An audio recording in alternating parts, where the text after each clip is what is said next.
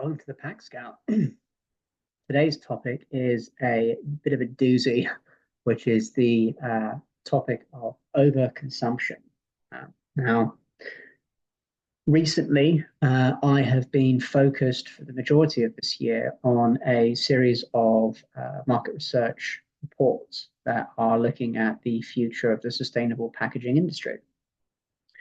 Part of that involved interviewing a number of leaders in the packaging industry to try and understand what some of the main topics or threats or drivers were that are truly affecting the industry as we look forward for the next 10 years. Now, this research yielded a number of pretty incredible discoveries, at least I felt they were.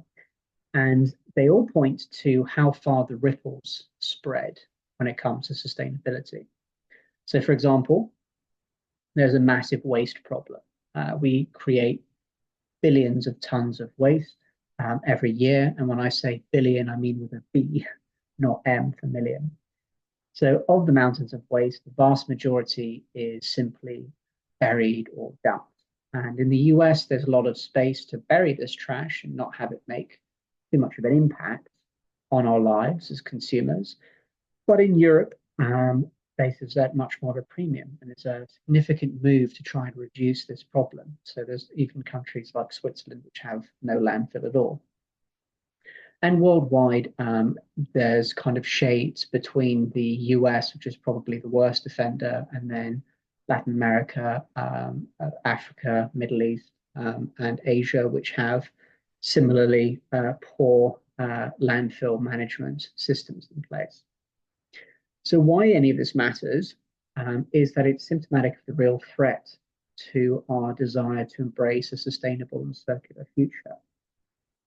Basically, you can't be or have any chance to be circular if you continue to pursue a kind of capitalist market which lays its focus on more and more and more being delivered, sold, grown, focused on just getting more and more out there rather than on trying to be appropriate or make enough to suit people. So consumer goods companies, as I'm sure most of us are aware, are rewarded for their growth. They're always trying to sell more, to make more profits, to open more markets, to reach more consumers. And the executive teams, their incentives are all financially driven. So the shareholders want to have greater dividends and performance quarter after quarter. So everybody is rewarded financially. Nobody is rewarded for purpose or responsibility or for the impact or benefits to the planet. And that's why this model is completely at odds with sustainability. So consumers are encouraged to continue to buy more and accumulate more and use more and take more. We supersize a meal, we save money with the bulk purchase, we buy packets of 50 crisps or cookies. It's not a one-way street. As consumers, we demand to buy as much as we want to be able to buy. We want to not be moderated or told what we can buy or use. And we react very badly if a consumer goods company tries to suggest to us that maybe we don't want to have 150 cookies in our packet of biscuits. Our response to portion control tends to be one of immense frustration. We feel like we're being treated like children. So it's my right to have as much as I want, and no one can tell me any different. And this brings me to the point. So that is overconsumption. Our entire consumer model is designed to sell more, to take more, to use more, and in fact, it wastes more. So this oil tanker, it doesn't turn, it's headed straight for rocks. And the problem with all the waste generated by overconsumption is it's not limited to just being a mess. That waste is clogging up our landfills, it leaks into the water, it wastes enormous resources to get made and then not used.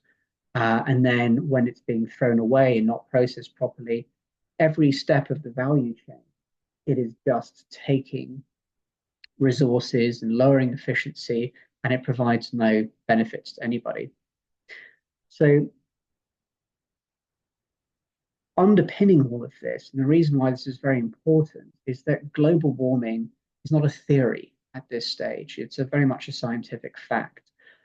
No matter how much we might want to try and pretend that it's not happening, one of the more worrying facts recently provided is that we're about 200 billion tons of emissions away from being in a very bleak state, which will take us a further 5 years to course correct from. So you might hear that and think, well, 200 billion is a pretty massive number, so why do I care? And the reason that we care is because we currently emit about 40 billion. So we're 5 years away from having a 5-year problem to course correct from. And these are very stark impacts. So it's not 5 years and things are going to be a little bit worse, or some places are going to be a little bit warmer than others. Global warming doesn't work like that. So what you're going to see is you're going to see significant areas in droughts, rain where it shouldn't be, droughts where it shouldn't be, snow where it shouldn't be, massive storms coming through.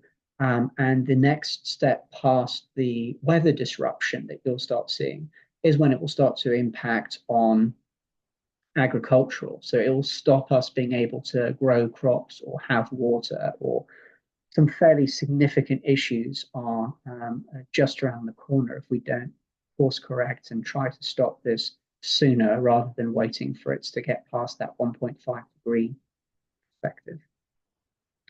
Basically, we can't just keep on putting our head in the sand and pretending that it's not going to happen.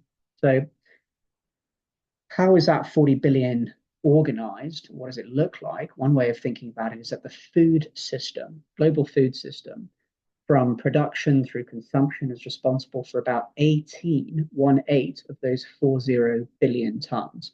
So nearly half is just from food waste and food production and food systems. The specific food waste part of that is 4.5 billion tons. So over 10% of our emissions is from food that has been wasted. We have not used it. And that is a terrifying amount of waste if you think about it. So we overconsume so much that 10% of the emissions that we are creating and that are going into the atmosphere every single year are from something that we didn't even use. We didn't even use it for its purpose. We didn't consume that food. We didn't eat that food. We didn't use it. And that's just insane. So what's worse is that this is just for food production and waste, that 4.5 billion tons. That's not including packaging waste. That's not including the logistics of moving these products around, or any of the other markets, even in the consumer goods section, like beverage or cosmetics or pharmaceuticals. It doesn't even include things like automotive or appliances or construction. That 4.5 billion tons, that 10% waste, is just in food.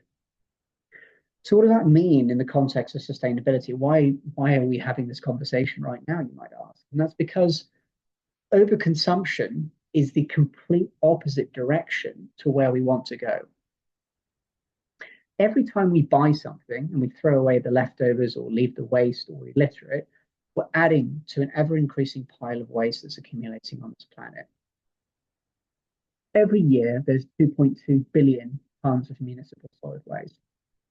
And the problem is that while we might be putting the waste into landfill or other inefficient systems that don't retain or reuse or recycle it, we're never going to be able to achieve true sustainability or a true circular economy when at the back end of all of our good intentions, we have this system of overconsumption. Because no matter what we do, like no matter how efficient recycling becomes or reuse becomes, or even our own circular economy efforts become, while there is this overconsumption problem and direction in the market, we will never be able to be a circular economy.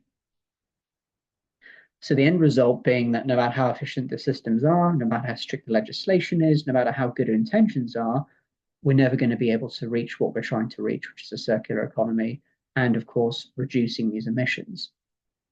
So the problem isn't unsolvable in all of this. So it's a massive issue, and it's a problem that is symptomatic of an entire industry and ethos and way of being that needs to be amended and educated on and addressed. But if we take certain small steps, So, as an individual, for example, if I go into the supermarket and I think, am I going to be able to consume this?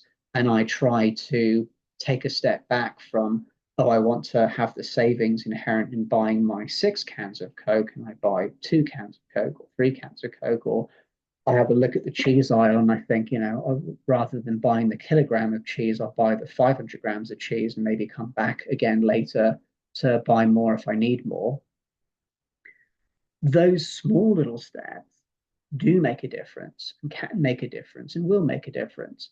Um, we're never going to be able necessarily to counter overconsumption, but we can take steps to reduce its impact.